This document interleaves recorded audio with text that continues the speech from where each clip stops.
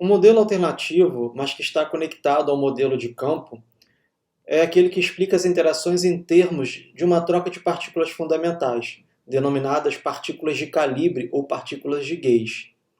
Os físicos mostraram experimentalmente que toda interação é causada pela troca correspondente de partículas mediadoras.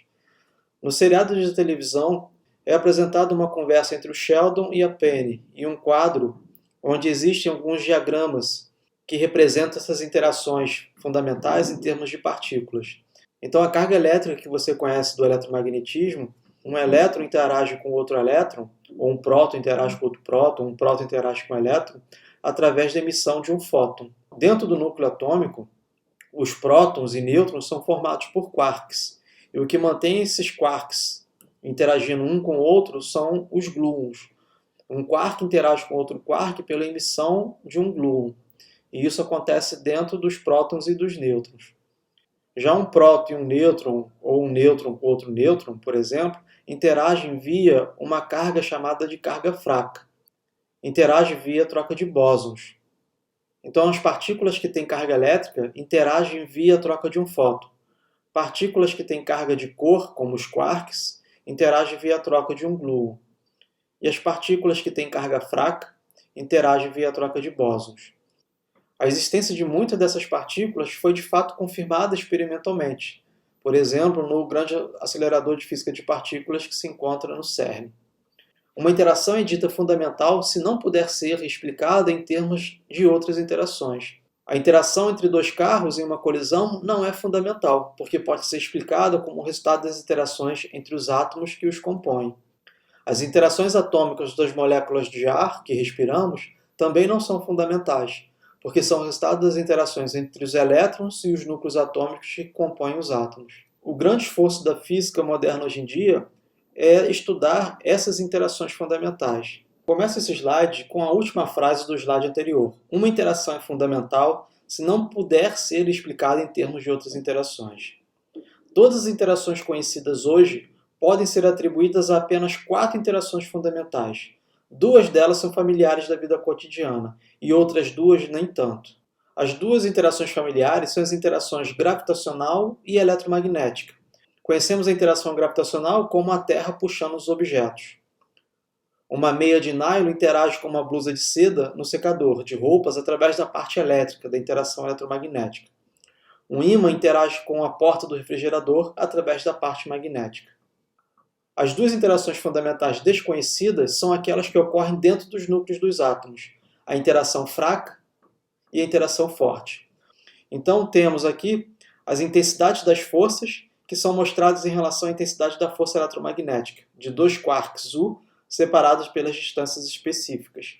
Isto é, eu vou comparar 4 interações a partir da interação elétrica entre 2 quarks U separados por uma distância, sabendo que esses quarks têm massa e têm carga elétrica. Nessa tabela eu tenho uma coluna para a propriedade, uma coluna para a interação gravitacional, uma para a interação nuclear fraca, outra para a interação eletromagnética e, finalmente, uma interação nuclear forte. Portanto, 4 interações. 1, 2, 3 e 4. A interação fraca e a interação eletromagnética foram unificadas, e elas são conhecidas como interação eletrofraca. A grande busca realizada por Albert Einstein durante os anos finais de sua vida, uma teoria unificada que onde fosse possível unificar as 4 interações fundamentais.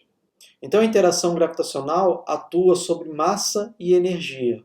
A interação fraca atua sobre o sabor. A interação eletromagnética sobre a carga elétrica. E a interação forte via carga de cor.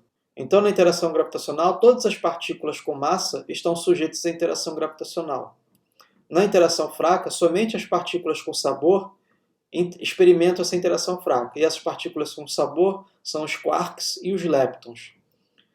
As partículas que têm carga elétrica experimentam a carga elétrica. E as partículas com carga de cor experimentam a interação forte, que são os quarks e gluons. As partículas mediadoras da interação gravitacional são os grávitos, que ainda não foram observados, mas quem sabe daqui a alguns anos, com os grandes detectores de ondas gravitacionais.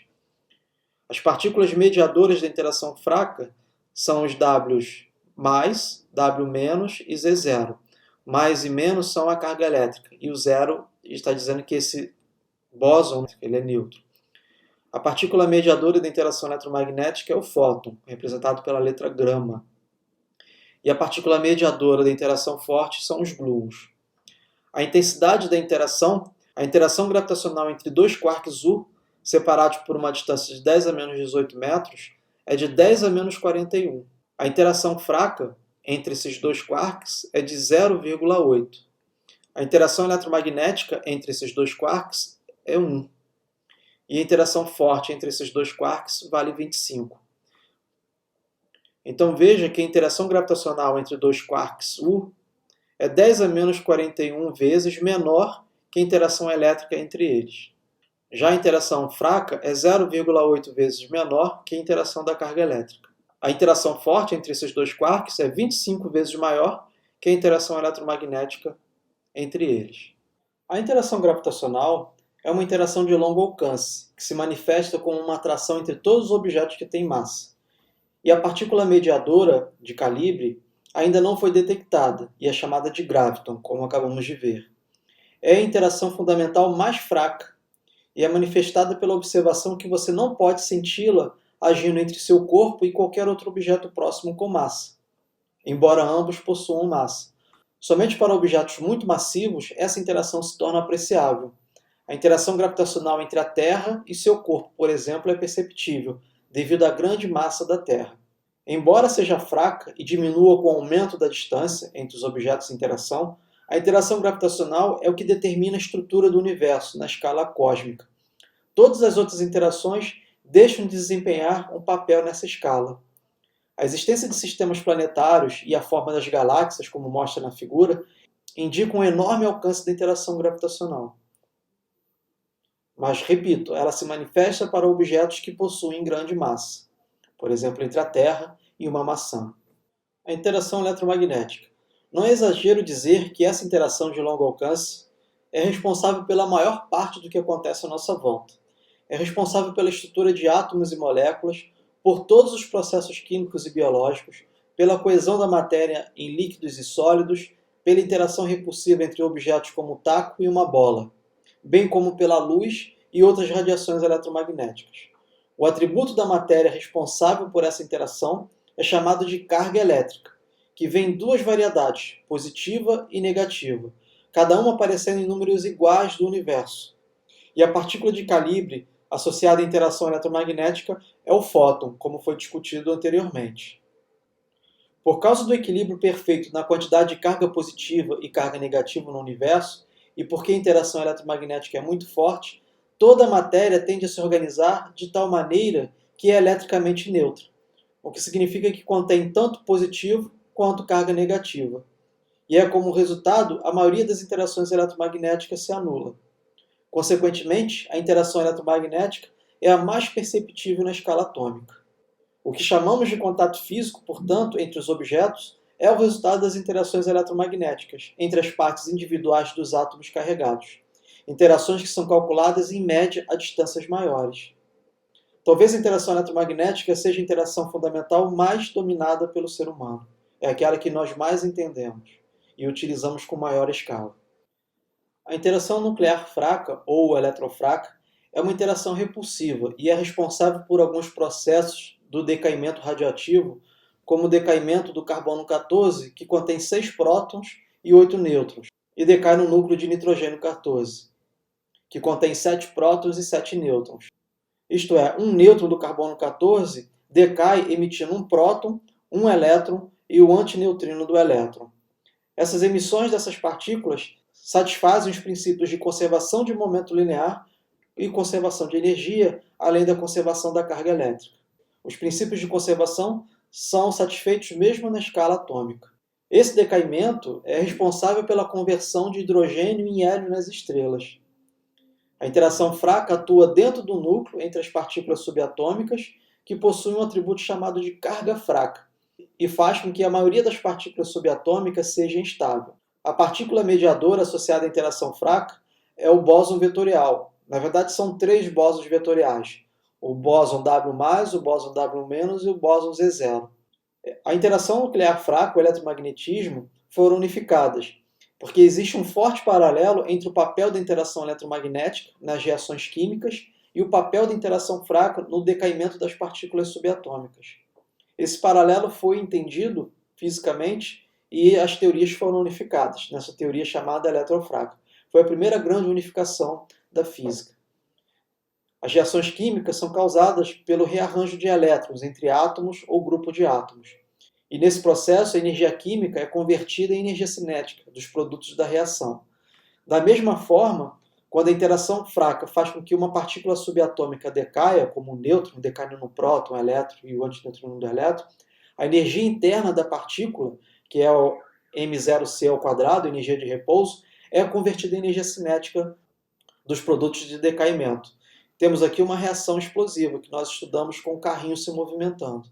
Então, o que faz o papel da mola numa reação de decaimento radiativo é a energia de repouso. A partícula inicialmente íntegra, que é o nêutron, dentro do núcleo, ela pode decair no próton, no antineutrino do elétron e no próprio elétron. E também a reação inversa. Um próton pode decair no nêutron, emitindo um pósitron e o neutrino do elétron. E todos os princípios de conservação são satisfeitos. Momento linear, energia, carga elétrica e outros princípios de conservação, associados a essa física atômica. A interação nuclear forte atua entre os quarks, que são os blocos de construção dos prótons, nêutrons e outras partículas.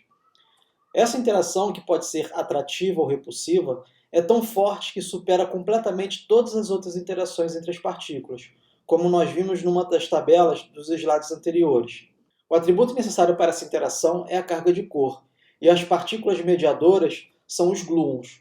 Os quarks, como partículas carregadas, sempre se organizam de tal maneira que os efeitos da interação forte sejam cancelados. E essa carga de Corr não significa que os quarks têm cor, é simplesmente um modo de identificá-los dentro do núcleo. Tal como na química existem o spin, e no mesmo estado físico não podem existir duas partículas com spin para cima e duas partículas com spin para baixo, a carga de Corr vem para contornar esse outro grau de liberdade. Então um próton tem dois quarks U. Então são dois estados de um mesmo quark. O próton tem dois quarks U. E para diferenciar um do outro, um quark U precisa ter a carga de Corr azul e o outro quark U precisa ter uma carga de Corr verde. O terceiro quark do próton é o quark D, que deve ser vermelho. A combinação do quark U verde, o quark U azul e o quark D vermelho dão uma carga de Corr líquida resultante branca. A combinação do azul, vermelho e verde é o branco. Isto significa que essa interação da carga nuclear forte é cancelada dentro do próton. A mesma coisa para o nêutron. Veja que o nêutron tem dois quarks D, o mesmo estado de uma partícula, que é o quark D. Então, para diferenciá-los, existe uma outra carga, que é a carga de Corr. Então, um quark D vai ser verde e o outro quark D vai ser vermelho. O terceiro quark U precisa ser azul, de tal forma que a combinação das cargas de Corr azul, verde e vermelho dê a carga resultante branca. É isso que eu quis dizer quando eles se organizam de tal maneira que os efeitos da interação forte sejam cancelados. Somente uma distância muito curta é que parte da interação forte permanece. Essa interação forte residual é responsável por manter o núcleo de um átomo unido.